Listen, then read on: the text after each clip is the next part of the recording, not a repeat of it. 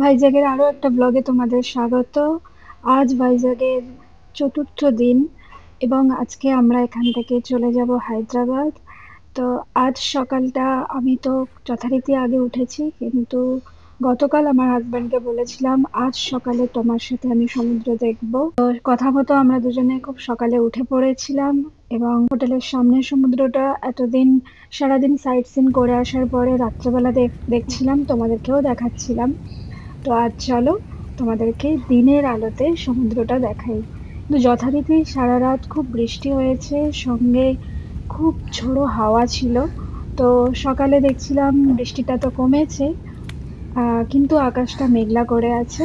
তো আমরা দুজনে এই যে হেঁটে হেঁটে যাচ্ছি সমুদ্রের দিকে। খুব সুন্দর লাগছিল আজকের সকালটা, চারিদিকটা বৃষ্টি ভেজা একটা সময়। আর মনটা একটু খারাপ লাগছিল সমুদ্রকে ছেড়ে যেতে, কিন্তু হায়দ্রাবাদটা দেখার আছে। তো চলো আপাতত সমুদ্রটা দেখি। আজকে সমুদ্রটা দেখে আমি অবাক। এতদিন সন্ধ্যের সময় এসে যখন বসছিলাম সমুদ্রের সামনে, সারাদিনের ক্লান্তি দূর হয়ে যাচ্ছিল এবং খুব সুন্দর একটা প্রশান্তি মনে কাজ করছিল। আজকে সমুদ্রের রূপটা অনেকটাই আলাদা। সমুদ্রের আজ অশান্ত রূপ দেখলাম, একটা বেশ বিধ্বংসী রূপ দেখতে পাচ্ছিলাম সমুদ্রটার মধ্যে। খুব ঝোড়ো হাওয়ার জন্য ঢেউগুলো ভীষণ বড় বড় আসছিল।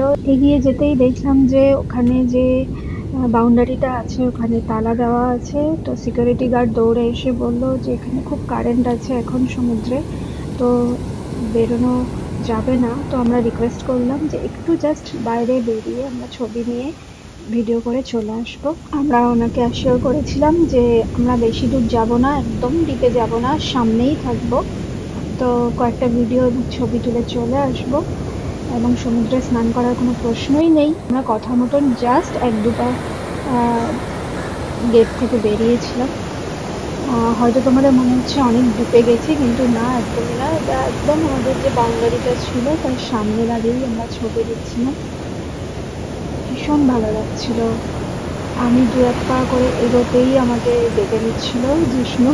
তোমাদের কার কার সমুদ্র ভালো লাগে আমাকে কমেন্টে জানিও।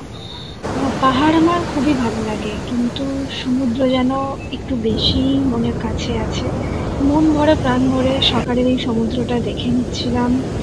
আর সঙ্গে ছিল জীবন সঙ্গী, তো তার সাথেই সমুদ্র দেখছিলাম।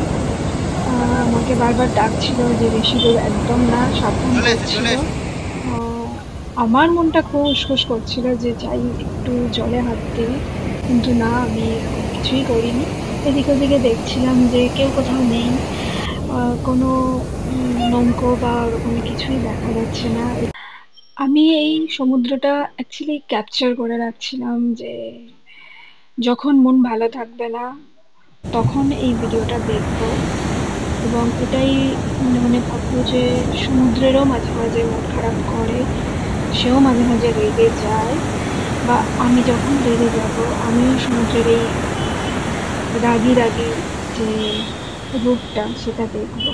অনেকক্ষণ রেগে থাকলেও সমুদ্র তারপরে শান্ত হয়, ঠিক সেরকমই রাগটা কমিয়ে আমি একটু শান্ত হয়ে যাব, এইসবই ভাবছিলাম। আর বলতে পারো আমি খেলা করছিলাম এখানে সমুদ্রের সামনে, রাগী সমুদ্রের সামনে। আমার খুব মজা আসছিল সেই সময়। জিষ্ণু বারবার বলছিল যে চলো রুমে যাই, ছেলে একা আছে। তো আমি বললাম যে তোমার একটু ভিডিও করে নিই, তারপরে তুমি রুমে চলে যাও, ওকে তুলো, তো আমি আর একটু একা একা থাকবো সমুদ্রের সামনে।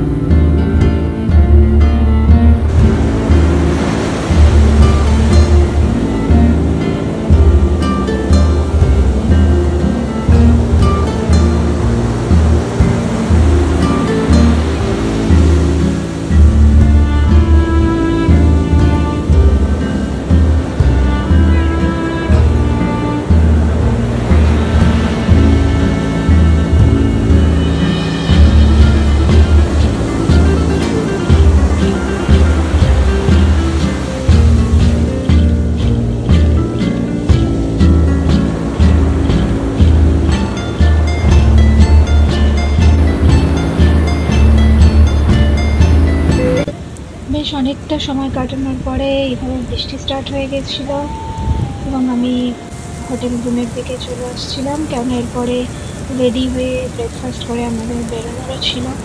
তো তখনও অনেকটা সকাল, 8টা বাজবে, কারণ আমরা বিফোর 8 AM বেরিয়ে পড়েছিলাম। 7:15 এইরকম টাইমটায় বেরিয়ে পড়েছিলাম সকাল সকাল সমুদ্র দেখবো বলে। তো এই সময় পুরো অন্ধকার কালো আকাশ হয়ে বৃষ্টি স্টার্ট হয়েছিল, আর আমি দূরে যে শ্যাক্সটা ছিল এই হোটেলেরই, ওখানে দাঁড়িয়ে দাঁড়িয়ে ভিডিও করছিলাম, কারণ আমার এই বৃষ্টি এবং সমুদ্রের ঢেউয়ের একটা কম্বিনেশন খুব ভালো লাগছিল। তো দেখো, জাস্ট দেখতে থাকো, খুব ভালো লাগতো তোমাদের।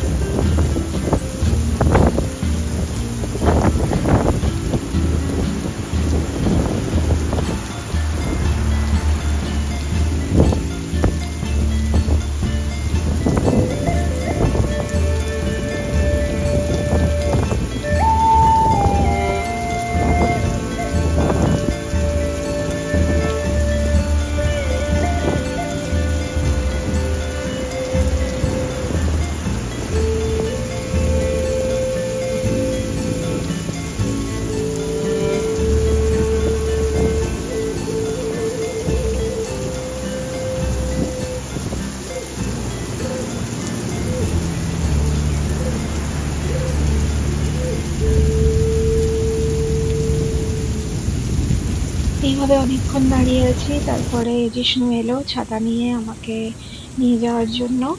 তো ওখান থেকে সোজা আমরা সুইমিং পুলে চলে গেছিলাম এবং বৃষ্টিতে প্রায় ভিজেই গেছিলাম। তারপরে পুলে কিছুক্ষণ সময় কাটিয়ে আমরা রেডি হয়ে ব্রেকফাস্টে চলে গেছিলাম। তো চলো, এখানেই শেষ করছি ভিডিওটা, আর এরপরে দেখা হবে তোমাদের সাথে হায়দ্রাবাদে। তো আমার সঙ্গে থেকো, এই ব্লগগুলো ভালো লাগলে অবশ্যই অবশ্যই ভালোবাসা দিও।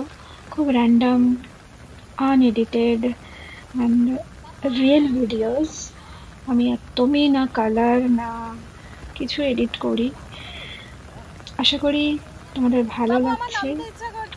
আমি চাই আমার ট্রাভেল ভিডিওগুলো খুব রিয়েল থাকুক, যাতে পরে আমি নিজে যখন দেখবো সেই মোমেন্টসগুলোতেই ফিরে যাবো।